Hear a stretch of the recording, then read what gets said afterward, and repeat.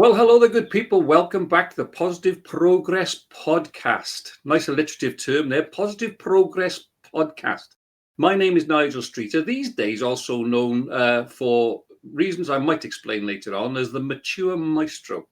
And today I'm doing this podcast with a very good friend of mine who is going to introduce herself now. And she's going to introduce not necessarily the subject for the day. She's just going to have the starting point. She's going to give us an idea of the sort of areas she wants to talk about, and then we're going to go from there. But the general theme being well-being. So welcome, very big welcome actually to Robyn. Thank you, Nigel. So yes, I'm Robyn Harris, and my business is Wild Wellbeing.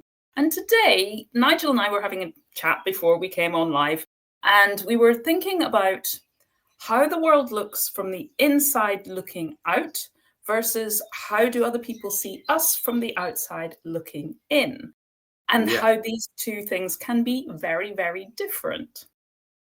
The reason this came about was because I did a presentation on this some time ago, and I did a short film on it. And the idea was that a lot of people get very stressed and they get very tense about how other people see them, how they not so much the way they present themselves to the world, but how they are seen by other people, which doesn't necessarily accord with how they see themselves. Because I was talking about there's this idea of a little 7-year-old Nigel sitting there going, "Oh, I don't know what's going on, and I can't cope, and it's a big world, and how am I going to get through the day, and all that sort of thing." I don't know if I actually spoke like that when I was 7, but you know what I mean. that sort of thing.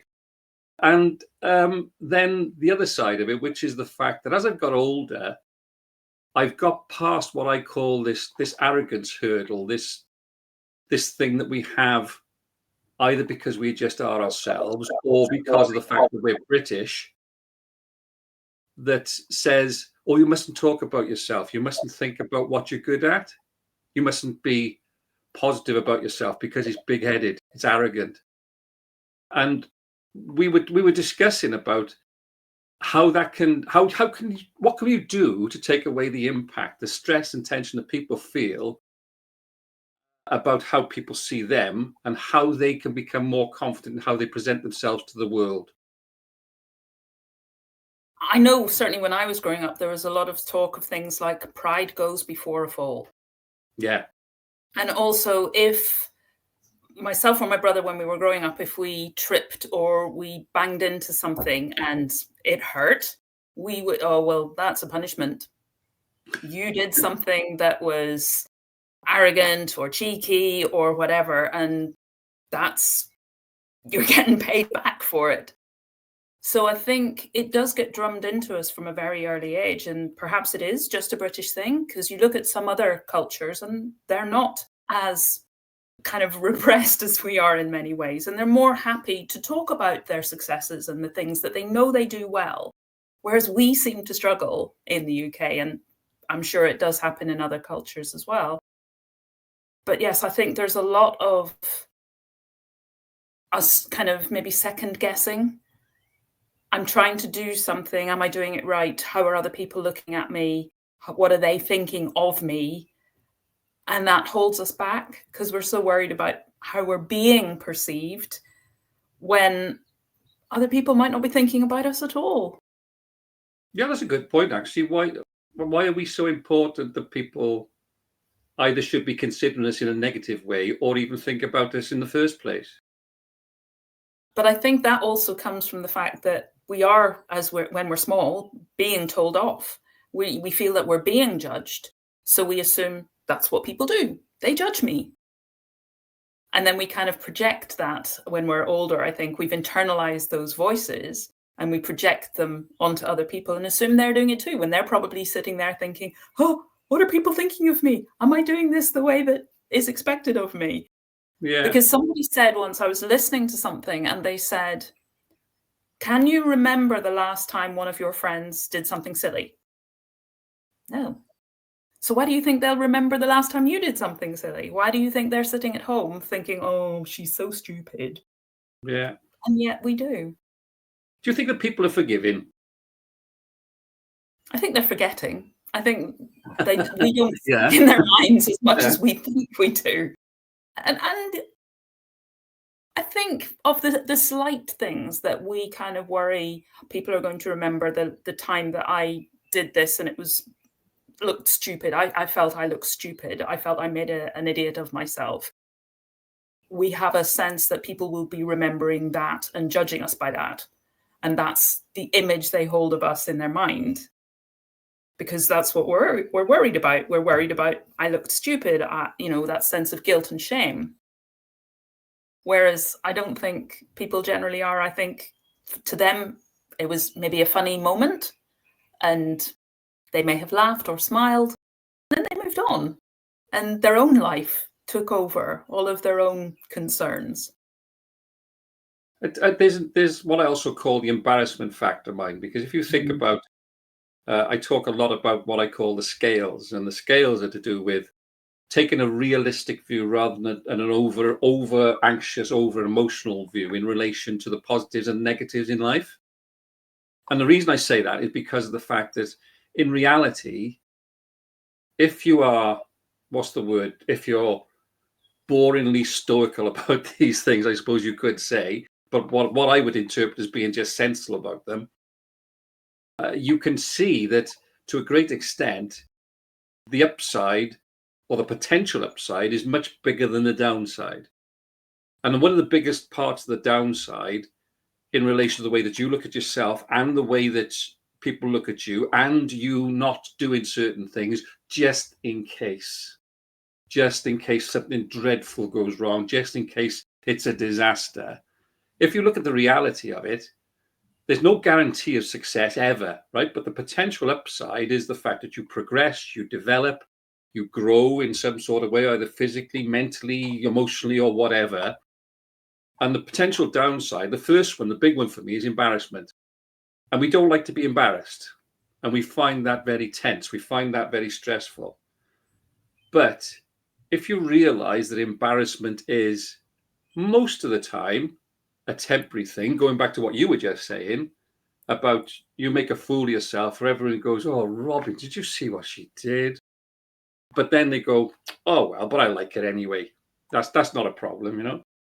But as human beings, I think, especially as adults, we don't like to be embarrassed. We find that really, really uncomfortable. And I just would like people to consider, if they're talking about the things that make them tense, the things that make them stressed, if they consider properly what the potential upside could be. Because yes, there could be more serious downside. There could be financial things. There could be things to do with your lifestyle and all that. But most of the time, those things don't happen. So I think if people unemotionalize the way that they think about these things, and I appreciate a lot of people find that difficult to do. I really do. But they will see that they don't need to get that tense. They don't need to get that stressed out about it because of the fact that this terrible thing, the E word, right? I feel so stupid. Then that is a transient thing. That's not something which is permanent most of the time. And I think that that's a way, bearing in mind that all these things, all these talks are about well-being.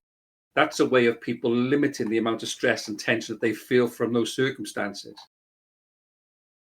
I was listening to a book by Brené Brown recently, and she was talking about embarrassment versus shame and guilt. And she was saying that guilt is about something we've done. Embarrassment is a temporary thing, and you can kind of laugh about it. Certainly, even for yourself in hindsight, you might be able to laugh about it, maybe not in the moment. But shame is feeling bad about who you are. Yeah. Rather than guilt, something you've done, shame about who you are. It's a more holistic thing then. Well, it's about your sense of self. Yeah. It's an internal thing rather than an external thing in a way. So not the thing that you've done, because that's a thing and it's passing and you can learn from that and you can do things differently the next time. But if you're feeling bad about who you are is who you are. And it can feel like that's permanent and it's your core and it's your being. And that is what's failing and lacking and not good enough and not meeting the standards, whose standards, and then we can go down that rabbit hole. But I think it's good, I find it good anyway, to be clear on the differences between those. So if we're just talking about embarrassment, that is something temporary that by and large, people, or everybody does it. Everybody does things that we kind of think, oops, I maybe shouldn't have done that. I could have done it better, or I tripped up. And for me, what really changed things for me was learning to laugh with myself. So sometimes, as a child, I certainly felt I was laughed at, and that was deeply uncomfortable. And I did feel shame. I felt more than just embarrassment. I felt shame. I felt it was me. I was bad. I wasn't good enough. I was the problem. But then I did a lot of work, and that changed and shifted. And I learned to laugh with myself. If other people are laughing at you, that's their thing. And I read something the other day. I'm not sure if I'll be able to remember it, but what other people do is their path. What I do, my response, is my power. So for me, in terms of if other people are laughing at me, that's their path. I get to choose. I get to laugh with me. And that kind of takes a lot out of their laugh. Because if I'm laughing, oh, we're just having a joke together. Versus if I'm sitting there feeling like I'm the worst in the world, I've got to get out of here, they will hate me. That's a very different scenario. How do you say that I mean, I'm not necessarily talking about yourself, but talking about how you would talk to somebody else about these things, right?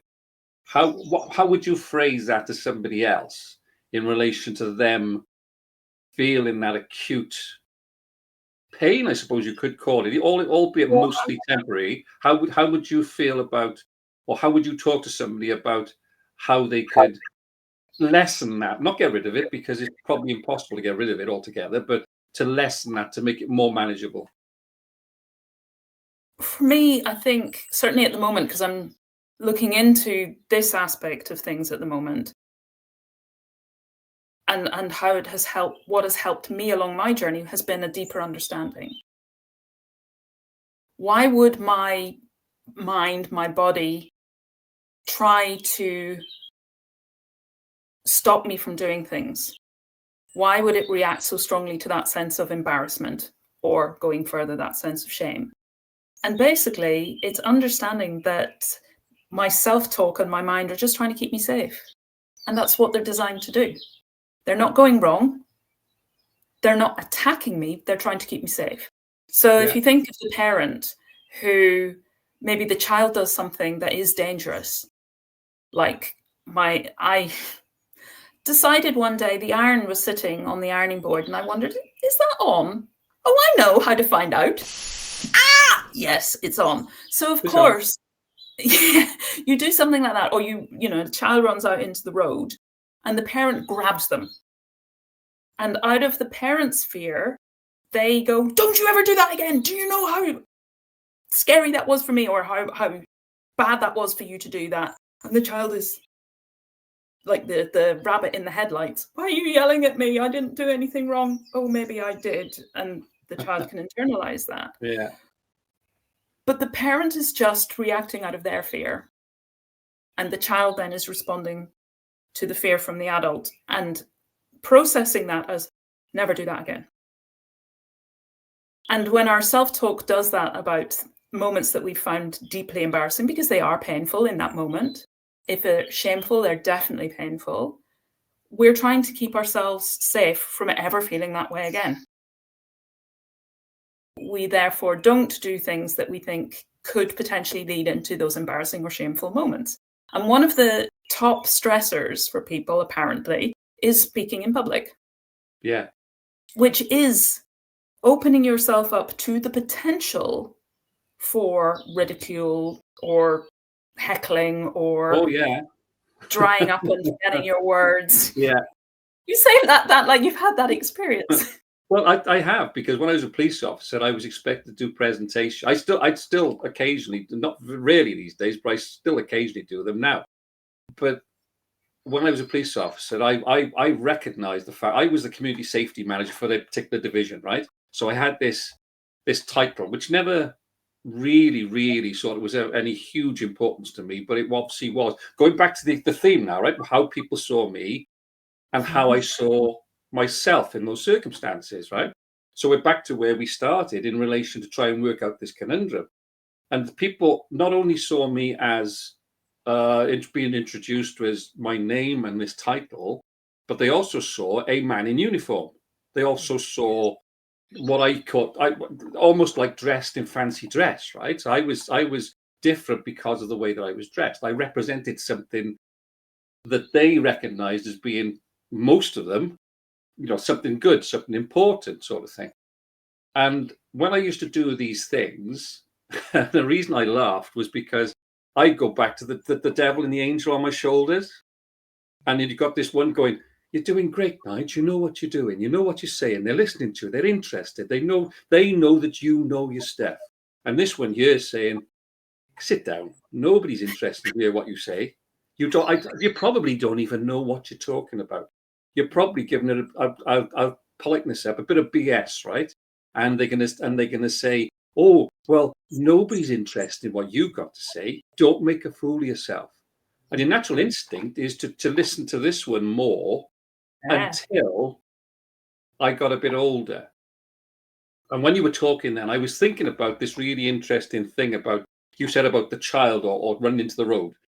Anything that happened like that, my reaction, and I mean this as I say it, before training myself to think differently, my reaction was exactly that.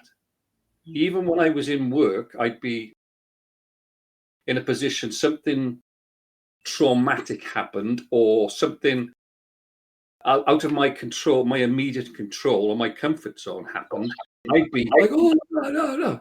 I'd then, after a period of time, realize that what that was doing was making me useless. It was making me inefficient because I was there to help other people. I wasn't there to wonder about how I was going to cope with these particular things. But now, since I've, as I said earlier on, trained myself, I don't think like that. I go into this area immediately in my mind, which is calm, which is analytical. And as we were talking about earlier on before we started recording, which is probably boringly stoical, it's very sort of sorted out.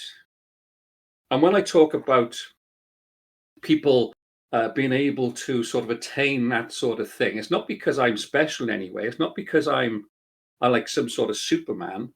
It's because of the fact that I know that if they work on it, they can actually make that happen for themselves. They won't panic and they won't get that adrenaline rush and cortisol going into their brain and going mad and all over the place, which is how we've talked about this several times before about the flight and flight. And that's what's happening there. But you can learn to control that because, one, it causes unnecessary stress and tension, and two, because it makes you inefficient. Does that make sense? Absolutely. And I think that's where I was starting with understanding that, for me, was my first step of how I started things to shift. So understanding that my brain's just trying to keep me safe. And also, if I'm feeling anxious, it's interpreting the changes in my body physically as, right, there's something I need to be anxious about. I'm trying to keep myself safe. Let's not go there. And you were saying about we can kind of lose it when we get into that full anxious panic moment because our executive functioning goes offline in our brain. But anxiety is just excitement without breath. Yeah. So if we can take that moment to pause, ground ourselves and breathe, we can come out of that hamster wheel in the brain, in the mind, back into the body, and then we can get that calm. And it doesn't have to be, sometimes, the fake it till you make it, it is a bit of a mask, right? I'm calm. And you're more like the swan. Yeah. Nothing here. Underneath, legs are paddling frantically. Yeah. You can get to that stage, I think, if you practice it, and it is a practice, which allows us to grow, of it will be okay. And I think as well, with the idea of practice, because like for yourself being a police officer and doing it several times, more than once, you start to prove to yourself, this works. Yeah. If I breathe, if I stay calm, I still have access to all the information in my brain, all my thought processes. They haven't just More so, much more so actually, because you've got rid of that fog of confusion. yes. Yeah, you've still got the clarity. Your brain's still functioning for you rather than holding you back. I was thinking it's interesting that you can actually learn to do this.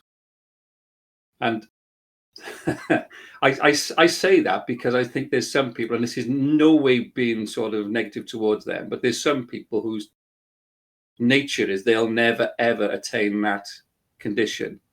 Their default position will always be this stress and panic mode. And like you say, we've discussed several times why that's there. You know, we've said about how important it is to look after ourselves and preserve ourselves. You know, the tiger in the cave, and goes back to when men and women, like probably millions of years ago, used to rely on that to keep themselves in one piece.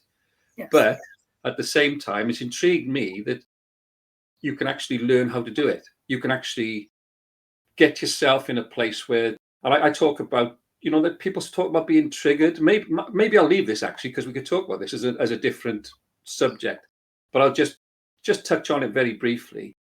People talk about being triggered in a negative way.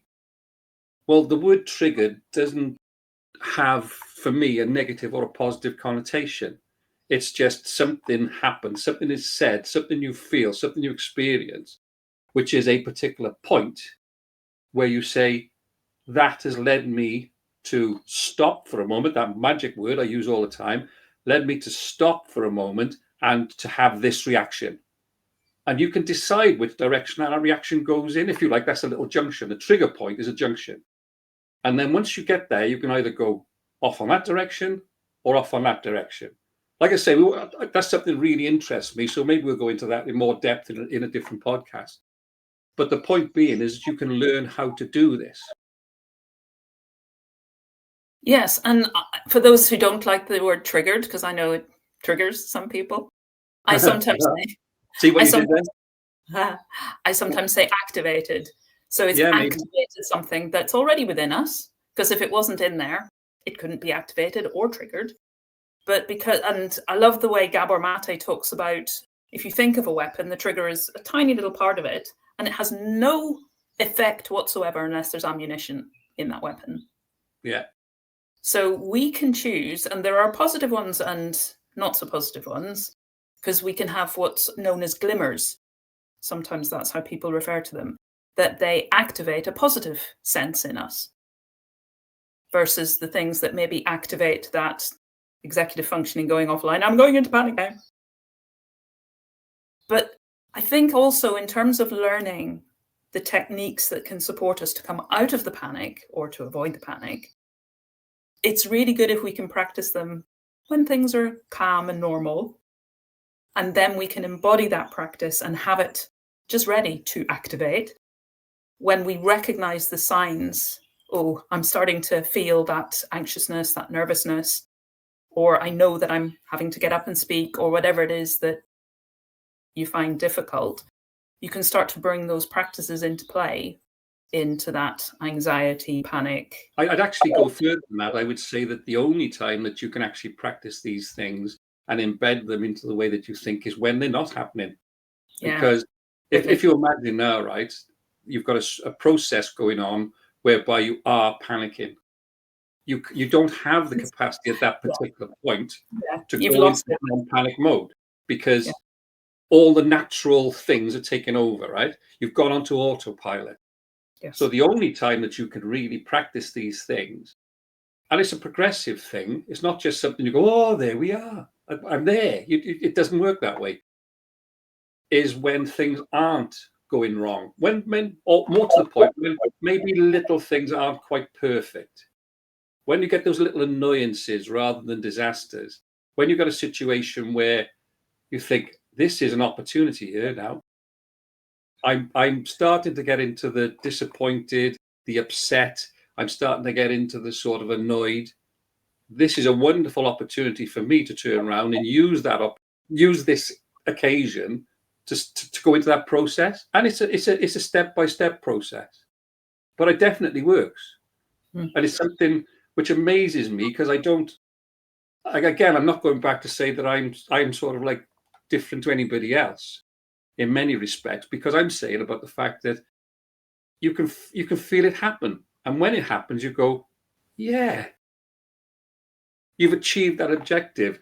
And most of all, in the context of these conversations, it's not detrimental to your well-being. It gets rid of the stress and the tension, or at least lessens the stress and the tension, so that you can be more functional and you can get on with what you actually need to do to actually make things be as good as they can be. Yeah, I've got a few things there if I can remember them all. We were talking about why the brain would do this to us, and we would go into panic. And I think it's often because we have a sense of we're risking something. I want to save face. I don't want to go up there on the stage, stand up to speak and lose my words or make a fool of myself. So I avoid it. I avoid those situations, or I crumple when I have to do them so that then I don't get asked again or whatever. But when we can also look at what is that risk and not be too risk averse. And I think also linking back to what you were saying about some people really struggle with this. And I think that's something just to be aware of, that it comes from trauma, and that may require that we address things in a much gentler and simpler and from an earlier sort of standpoint to get further than on to be able to progress into this side of things.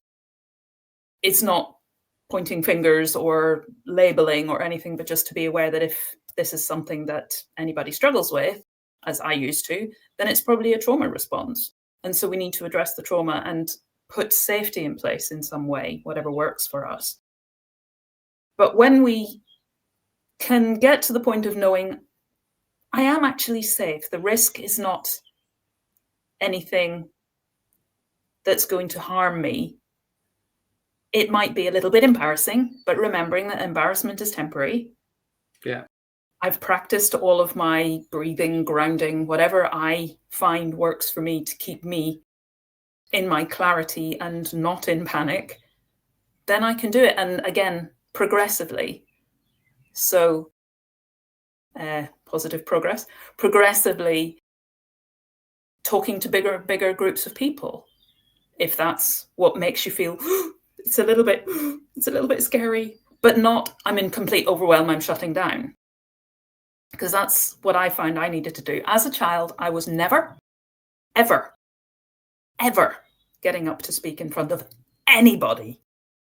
And now I choose to do it, and I enjoy it, which I would never have believed possible. But it has been an incremental thing, and finding places and spaces and people where I felt safe. And then I'm just going to stretch that comfort zone a little bit. I don't like the thought of going outside of my comfort zone. I know people talk about that, but that just pushes my overwhelm buttons and my past experience. I think, no, I'm just going to go to the edge and I'm going to push that envelope.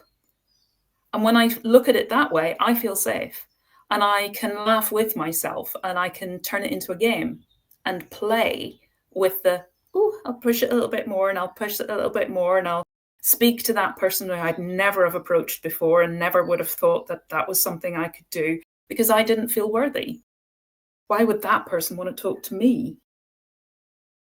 But through the practice and the pushing the envelope, I've been able to build on that, and now I enjoy it. And it is like a play. It's all about performance. I'm not talking about putting on a false thing. I'm talking about having the confidence and the competence to basically be yourself as much as you can be. You know, I mean, again, that's something I'd love, and we'll talk about that in another podcast. We've got about another 3 lined up now already, haven't we? Have you been taking notes as to what we're talking about next time? No. So, well, let's summarize what we talked about today then. I came up with this idea before we started recording in relation to how you see yourself and how other people see you, right? So I just tell me if we can agree with these things. It's okay for you to be confident to a certain degree, not going into arrogance, right? There's a certain scale, if you like, and you should be able to understand your. People don't tend to call them weaknesses, do they? They call them development points and fancy things like that. But I'll call them weaknesses, and then also understand your strengths, the things you're good at, how you can give useful information to other people. Is that fair to say? Yeah, and I think when you are aware of your strengths and the areas which are not your strengths, which are absolutely fine. We are not designed to be perfect at everything. A hugely important point here, well worth repeating. We are not designed to be perfect at everything. We have particular areas where we do have aptitude and particular capacities and capabilities that other people might not have. And we have a particular combination of those that nobody else has, and nobody else shares it in the way that we do. We're unique in that. And I think it's kind of important then and valuable that we recognize what our strengths are and the strengths in how we bring those in order to let them shine. And that's appropriate. And I think when we can do that without worrying about what anybody else is thinking, we do it in a way that is not arrogant. I think our arrogance is part of that ego that's just trying to protect us. And sometimes I think we may have talked about this before, about shrinking, puffing up and armoring up. Yes, the puff of it. Sometimes we feel the need to puff up and look big because inside we're feeling small. But if we can stand very secure and knowing, actually, I'm pretty good at this, there's no need to puff ourselves up because we're just confident in who we are. And then we don't speak about it arrogantly. It's a fact. And you don't get stressed about it being an issue, it being a problem. Yeah, because when you recognize your own strengths, you recognize somebody else's. So you're not trying to be bigger than somebody else or have power over them. It's power with and mutual recognition, that namaste. So yes, I agree. And also the other thing I think we talked a lot about there was in relation to this idea that you can learn to get past this panic for two reasons, I would say, in my opinion. First of all, because again, the overriding thing for me is always about negating or lessening stress and tension within you, because this is the well-being element, but also the fact that you become more efficient in relation to how you can deal with, how you can help other people, how you can advise other people, if you can actually get into that state. And I don't want to call it Zen because that's something completely different, but that sort of area in relation to how you can stay calm in a crisis and how that can be such a good thing internally and externally. And from the external people looking in, getting into that place of calm is very, other people want it too. They look at you and think, oh my goodness, where do you get your confidence from? Where do you get your ability to handle a situation so capably, so well, without needing to shout or getting into panic or any of those things that we do when we're not in a good, balanced place? And it's just that people can look at you and go, oh my goodness, what are you doing? How are you achieving that? I want some of that. So we don't have to shout about it. It's, for me, that is the shine of when we're truly stepping into all of our strengths and just, this is just who I am. I don't have to shout about it. I don't have to be show false modesty about it. I can just be it. And then I think people are really drawn and they want some of, maybe not the strengths that you have, but the way in which you bring them to the situation. So you're role modeling. It's okay to take care of yourself. It's okay to breathe. It's okay to take that moment of pause. You don't have to jump straight in, which sometimes I think we feel we are supposed to. Yeah, I think that's a good conversation. I think we'll call it a day there now, only because of the fact that we've decided we're going to make these sort of like shorter in presentation time. But I think we've discussed some good stuff there, and hopefully that's beneficial and that's educational and helpful to other people who are watching. And I was going to say, before we wrap it up and before we say goodbye, at the end of the presentation, at the end of this podcast, you will see email addresses for myself and for Robyn. So if there's something that you want to discuss, which is like in an open forum, because we're really very much here to encourage people to give their ideas, opinions, and thoughts on these things, because it's absolutely wonderful that people do think of these things in different ways. It's not just me and you telling people how things are. Absolutely. And I think if there's something that you're quite happy to put in an open forum, then stick it down there. But if it's not, if you want to contact myself or Robyn, please do so via the email addresses, and then we can try and help you in whatever way we can. Absolutely. We just want to start the conversation. It's not just us, as Nigel's saying, it's everybody. Anybody who's watching, anybody who's listening. We would really love to hear from you. Any comments, topics that you'd like us to talk about, any questions on anything we've covered here or before, or anything else that's related to well-being. We really do just want to start that conversation, engage in that conversation, and explore well-being in all of its different aspects. So yeah, do get in touch. Thank you very much from myself, Nigel, and from me, Robyn. See you next time. Bye. Bye.